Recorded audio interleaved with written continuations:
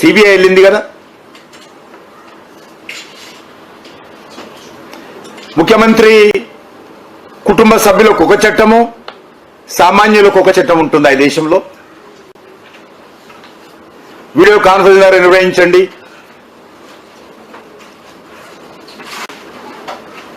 మా ఇంటికి వచ్చి అడగండి. గతంలో కూడా ఈ కేసుకు సంబంధించి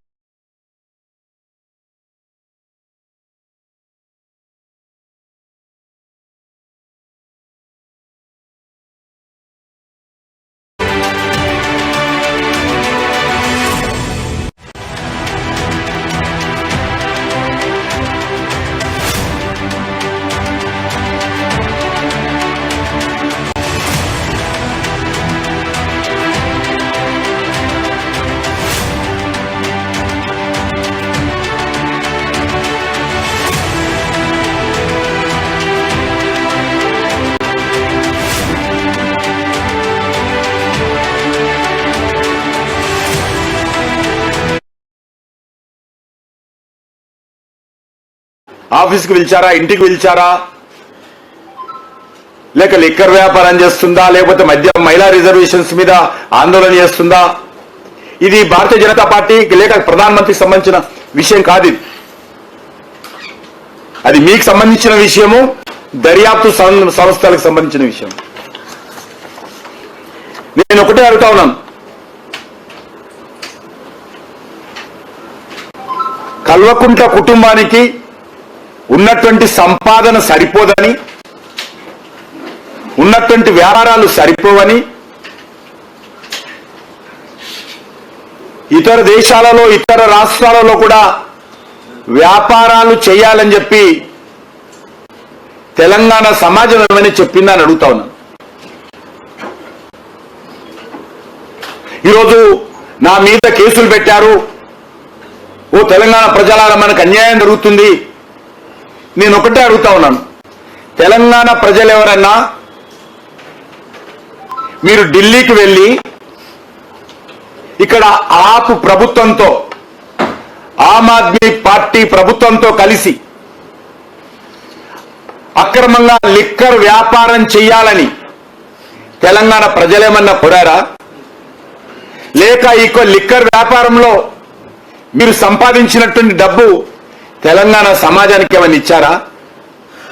మీ అక్రమ వ్యాపారానికి తెలంగాణ సమాజానికి ఎందుకు లింకు పెడతా ఉన్నారు? మీ అక్రమ వ్యాపారానికి మహిళా సమాజానికి ఏ రకంగా లింకు పెడతా ఉన్నారు? మహిళలు చీదరించుకునే విధంగా అక్రమ మద్యం వ్యాపారం చేసింది మీరు, మీ కుటుంబం. ఇంకా మహిళలకు కూడా అన్యాయం జరుగుతుంది అనే విధంగా మాట్లాడుతూ ఉన్నారు. ఈ యొక్క వ్యాపారం తెలంగాణ ప్రజల కోసమో మహిళల కోసం చేశారా మీరు? ఒకటే నేను అడుగుతా ఉన్నాను, మీరు నీతివంతులైతే, మీరు అక్రమ మద్యం వ్యాపారం చేయనట్లయితే, ఈ యొక్క అక్రమ మద్యం వ్యాపారంలో అక్రమంగా డబ్బులు సంపాదించినట్లయితే ఎందుకు భుజాలు తడుముకుంటున్నారు? ఎందుకు భయపడతా ఉన్నారు? ఎందుకు మీరు లక్షల రూపాయల విలువైనటువంటి సెల్ ఫోన్లను ధ్వంసం చేశారు? ఒక జవాబు చెప్పండి. ముందు ఒక్క జవాబు చెప్పండి. లక్షల రూపాయల విలువైనటువంటి సెల్ ఫోన్లను మిగతా వాళ్ళందరూ ఎందుకు చేయలేదు? మీరు ఒక్కరే ఎందుకు చేశారు? మీ యొక్క వ్యాపారంలో భాగస్వాములైనటువంటి వ్యక్తులు ఎందుకు చేశారు? ఈ లిక్కర్ కుంభకోణంలో ఉన్నటువంటి ఈ యొక్క గ్యాంగ్ అంతా కూడా ఎందుకు సెల్ ఫోన్ ధ్వంసం చేశారు? ఇది వాస్తవం కాదా? నిరూపించాలా? అయినా కూడా ప్రభుత్వానికో ప్రధానమంత్రికో మిమ్మల్ని టార్గెట్ చేయాల్సినంత గొప్ప వాళ్ళు మీరేం కాదు.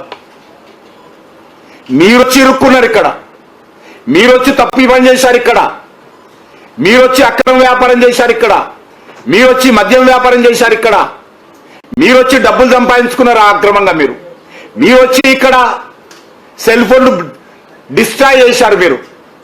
దానికి నరేంద్ర మోడీ గారు తప్ప, మీరు ఆ వ్యాపారం చేసింది మీరు, ఇతర మూటాతో కలిసింది మీరు, చర్చలు జరిపింది మీరు, ప్రతిపాదనలు చేసింది మీరు, వ్యాపారం చేసింది మీరు, డబ్బులు సంపాదించింది మీరు, ఫోన్లు ధ్వంసం చేసింది మీరు. దాని మీద దర్యాప్తు చేస్తే నరేంద్ర మోడీ గారి తప్పు. ఇన్ని సెల్ ఫోన్లు ఎందుకు ధ్వంసం చేశారు?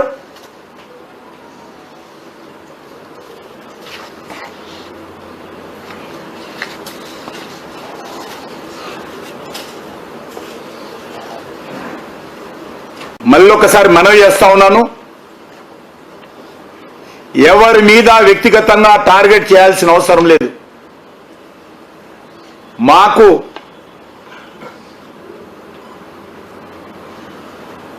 ఎక్కడ కూడా ఏ రకమైనటువంటి వివక్షత లేదు. ఖచ్చితంగా తెలంగాణ సమాజంలో మీకు వ్యతిరేకత వస్తున్నది. తెలంగాణ సమాజము మీ కుటుంబ పరిపాలన పోవాలని కోరుకుంటున్నది. తెలంగాణ సమాజము ఈ దోపిడీ ప్రభుత్వం పోవాలని కోరుకుంటున్నది. తెలంగాణ సమాజము ఈ అహంకారపూరితమైనటువంటి ప్రభుత్వం పోవాలని కోరుకుంటున్నది. అంతే తప్ప ఎక్కడ కూడా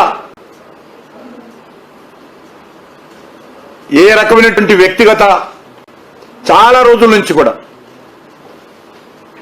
వ్యక్తిగతంగా ఎక్కడ కూడా టిఆర్ఎస్ ప్రభుత్వాన్ని, మా ఎంపీల మీద కేసులు పెట్టారు. ఒక మీ లీడర్ ఉన్నాడు, మేమేం పెట్లా, అది కాంగ్రెస్ పార్టీ ఉన్నప్పటి నుంచి నడుస్తున్నది.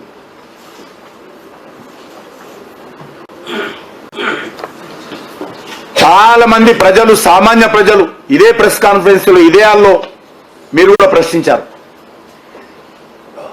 ఎందుకు కేసు పెట్టరు, అవినీతి ఆరోపణలు ఉన్నాయి కదని. అంటే చట్టము అనుకూలంగా ఉన్నప్పుడు, చట్ట పరిధిలో వచ్చినప్పుడు తప్పకుండా మేము 2014లో 2 విషయాలలో మేము అధికారంలోకి వచ్చాం. ఒకటి అవినీతికి వ్యతిరేకంగా, 2 ఒక సమర్థవంతమైనటువంటి పరిపాలన ఇస్తామని, ఒక అవినీతి రహితమైనటువంటి పరిపాలన ఇస్తామని. ఎవరు వద్దన్నా, ఎవరు కాదన్నా, ఎవరు గీపెట్టినా, ఎవరు ధర్నాలు చేసినా, ఎవరు మహిళల పేరు తీసుకున్నా, ఎవరు తెలంగాణ సమాజం పేరు తీసుకున్నా, ఎవరు కుటుంబాల పేరు తీసుకున్నా, ఖచ్చితంగా అవినీతి వ్యతిరేకంగా మా ప్రభుత్వము ఖచ్చితంగా కఠినంగా ఉంటుంది. ఎక్కడ కూడా అవినీతి విషయంలో కాంప్రమైజ్ అయ్యే పరిస్థితి లేదు. కాబట్టి ఖచ్చితంగా ఢిల్లీలో జరిగినటువంటి లిక్కర్ కుంభకోణం ఏదైతున్నదో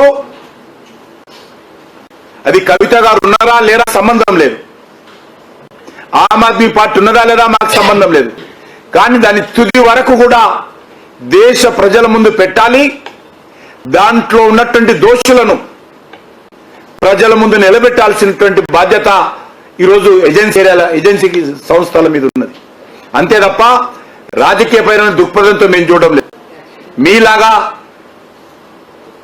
లేనటువంటి కేసుని పెట్టి, స్క్రీన్ కి రాసి, డైలాగులు రాసి, మ్యూజిక్ ఇచ్చి,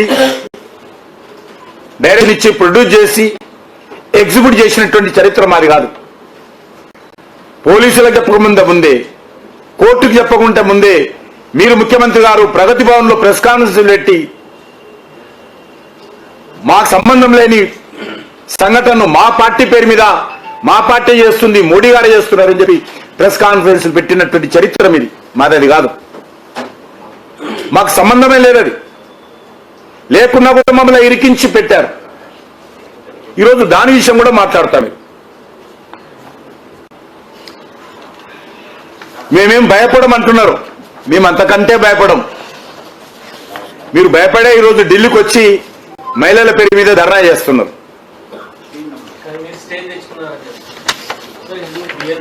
న్యాయస్థానానికి వెళ్ళాలా? మీరు కూడా వెళ్ళండి. న్యాయస్థానం ఎవరికైనా ఓపెన్ ఉంటుంది. వద్దమ్మా, న్యాయస్థానానికి వెళ్ళొద్దని చెప్పినామా? ఎవరన్నా మేము చెప్పినామా? నోటీసులు ఉందా?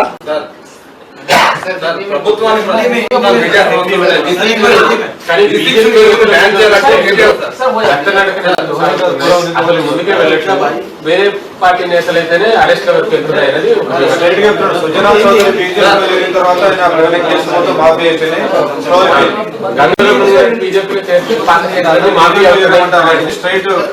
వాళ్ళు మధ్యంలో మునిగారు. కల్వకుంట కుటుంబం మధ్యంలో మునిగింది కాబట్టి ప్రభుత్వాన్ని ప్రశ్నిస్తున్న V6 వెలుగుని బ్యాన్ చేస్తాం కేటీఆర్ కామెంట్ చేశారు. ఎందులో V6 వెలుగుని బ్యాన్ చేస్తాం, ప్రభుత్వాన్ని విమర్శిస్తున్నారు, ప్రభుత్వాన్ని ప్రశ్నిస్తున్నారు. ఆయనకు అలవాటు. గతంలో ఆంధ్రజ్యోతిని బ్యాన్ చేశారు. 10 కిలోమీటర్ల భూమిలోకి తొక్కుతానన్నాడు. నేనన్నా ఒక ముఖ్యమంత్రిగా ఉండి TV9 కానీ ABN ఆంధ్రజ్యోతిని కానీ లేకపోతే ఇతర వాళ్ళని వ్యతిరేకిస్తున్నటువంటి ప్రసార సంస్థలను, ప్రింట్ మీడియాను కావచ్చు లేకపోతే ఎలక్ట్రానిక్ మీడియాను కావచ్చు, భూమిలోకి 10 కిలోమీటర్లు తొక్కుతానన్నది మేమా? ఇప్పుడు కూడా అట్లా చేస్తున్నారు. కాబట్టి అది అలవాటు వాళ్ళకు. ఈరోజు ప్రజాస్వామ్యం గురించి మాట్లాడతారు, ఈరోజు ధర్నాల గురించి మాట్లాడుతున్నారు. అయ్యా, మీరు ముఖ్యమంత్రి కాగానే ఇందిరా పార్క్ దగ్గర ధర్నాలు చేయొద్దు, మా తెలంగాణ రాష్ట్రంలో ధర్నాలు చేయొద్దండి బ్యాన్ చేసింది మీరు. ఈ రోజు కూడా బహిరంగ సభలు పెట్టుకోవాలంటే కోర్టుకు వెళ్ళాలి, మేము పాదయాత్రలు చేయాలంటే కోర్టుకు వెళ్ళాలి, ధర్నాలు చేయాలంటే కోర్టుకు వెళ్ళాలా? మీరు మినితులు మాకు చెప్తారా?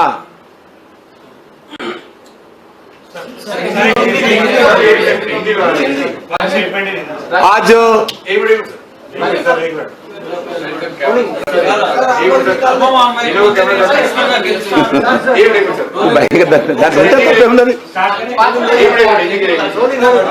గెలవాలని కోరుకుంటున్నాం, ధర్మమే గెలవాలని కోరుకుంటున్నాం, అవినీతి పోవాలి, ధర్మం గెలవాలా అని కోరుకుంటున్నాం.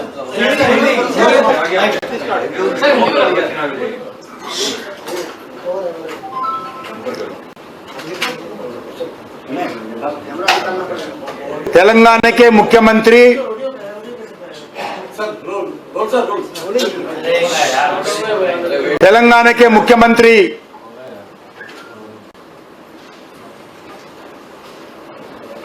कल्वकुंट्ला चंद्रशेखर राव जी का बेटी श्रीमती कविता जी की ईडी नोटिस दिया गया, जो दिल्ली आम आदमी सरकार के जो लिकर